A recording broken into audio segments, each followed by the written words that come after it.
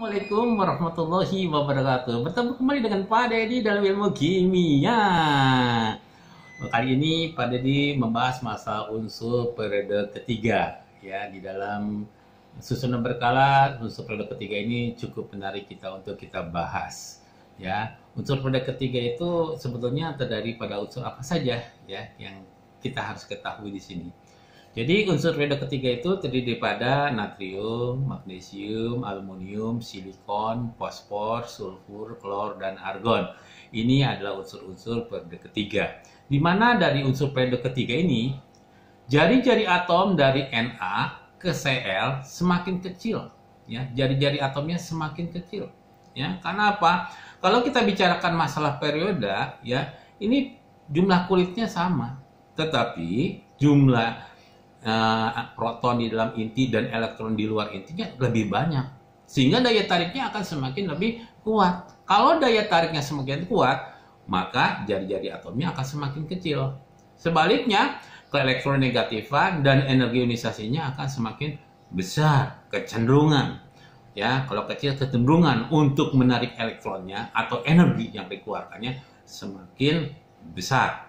Ya. Dan ini adalah reduktornya adalah reduktor lemah dari kiri ke kanan, oksidatornya tentunya sebaliknya adalah semakin kuat. Tadi jari-jari atomnya sudah ya semakin besar, semakin kecil, elektronegatifan energi ionisasinya adalah semakin besar. Ya. Kita coba lihat di sini, ya.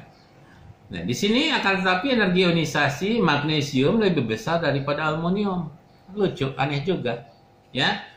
Harusnya aluminium lebih besar daripada magnesium, begitu juga fosfor lebih besar daripada sulfur. Harusnya sulfur lebih besar daripada fosfor.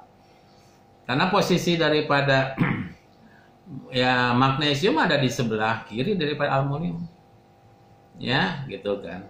Nah, ini dipengaruhi oleh masalah kestabilan. Dimana kalau magnesium itu ya ini terisi penuh. Sedangkan aluminium itu ini tidak terisi. Ya, dengan demikian magnesium ya energi ionisasinya lebih besar. Yang penuh itu stabil. Penuh dan setengah penuh itu adalah stabil. Sini fosfor. Fosfor ya di sini setengah penuh. Ya, sedangkan sulfur ini ada yang kosong tidak setengah penuh, melebihi. Maka dengan demikian magnesium energi ionisasinya lebih besar dari aluminium dan fosfor lebih besar daripada sulfur. Ya. Nah, masalah kekuatan tadi, kekuatan logam dari kiri ke kanan semakin berkurang. Jadi natrium ini adalah logam yang paling kuat, ya. Natrium, magnesium, aluminium ini adalah logam dan yang terkuat dari unsur tersebut adalah natrium. Ya. Dilanjutkan magnesium, aluminium. Nah, di tengah-tengah silikon. Silikon itu adalah semi logam, antara logam dan bukan logam. Fosfor, sulfur, klor adalah non logam. Atom Na, natrium, magnesium, dan aluminium ini bersifat elektropositif. Kecenderungannya adalah melepaskan elektron. Maka dia cenderungnya adalah elektropositif. Na+, Mg2+, dan Al3+. Sedangkan atom-atom fosfor, sulfur, klor ini bersifat elektronegatif. Ya, jadi dia membentuknya fosfor 3-, sulfur 2-, dan klor minus. Ya. Bagaimana ini bisa terbentuknya putusnya? Ya, di dalam hidroksida, senyawa hidroksida, di sini ada dikatakan senyawa hidroksida dapat digambarkan dari MOH. M ini adalah logam. Ya, MOH di sini adalah logam. Jika energi ionisasi M kecil, maka M cenderung melepaskan elektron. Sehingga ikatan M dengan O mudah putus. M dengan O mudah putus. Kalau energi ionisasi M kecil. Ya, kalau mudah putusnya M dengan OH, M dengan O, maka bentuknya adalah basa. Ya, jadi unsur-unsur sebelah kiri cenderungnya adalah basa. Ya. Sebaliknya juga, jika energi ionisasi M-nya besar, M dengan cenderung menarik elektron O, maka O dan H mudah putus, maka disebutnya adalah asam. Jadi kekuatannya tergantung daripada M, energi ionisasi M-nya seperti apa. Tadi dikatakan bahwa energi ionisasinya semakin dari kiri semakin besar. Berarti semakin besar berarti dari basa ke asam. Ya, makin sifat basa makin ke kiri, makin kuat, sedangkan sifat asamnya makin kecil. NaOH, basa kuat, MgOH. Ini urutannya seperti ini dari basa ke asam. Lalu kegunaan-kegunaannya apa nih? Dari unsur periode ketiga, ya, aluminium kita tahu yang bersifat ringan, tahan korosi, ya, lapisan oksidasinya melindungi aluminium dengan serangan oksigen yang lebih lanjut dan tidak beracun, maka banyak digunakan untuk alat-alat rumah tangga, ya, panci, langseng dan sebagainya.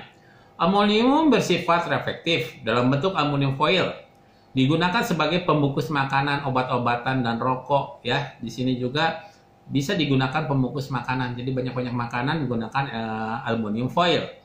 Paduan aluminium dengan menghasilkan logam campuran logam, ya, manalium, di mana manalium itu terdiri pada 90% aluminium dan 10% magnesium.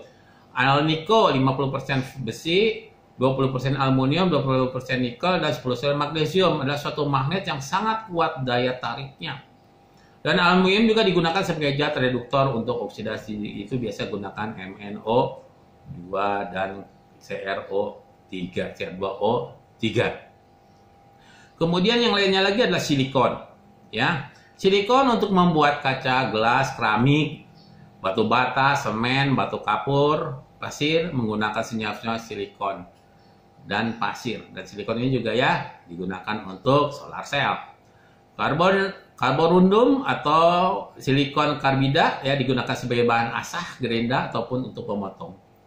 Kemudian natrium silikat atau water glass dipakai sebagai bahan pengisi sabun deterjen, juga digunakan untuk industri cat.